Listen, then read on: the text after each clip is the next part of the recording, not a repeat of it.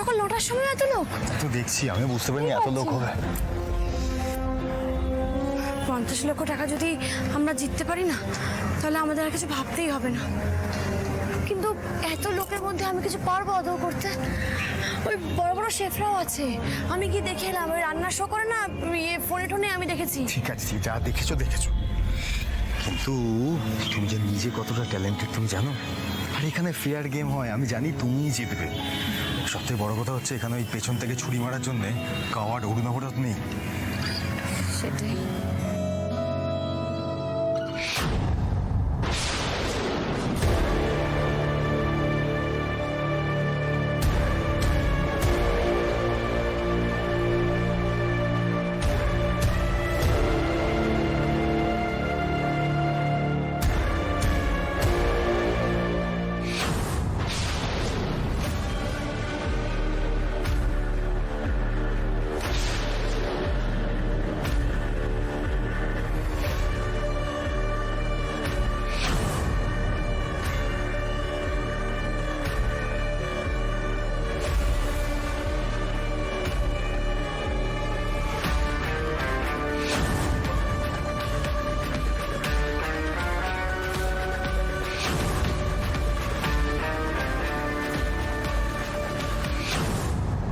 বাবা শ্যামলী, তুমি এখানে?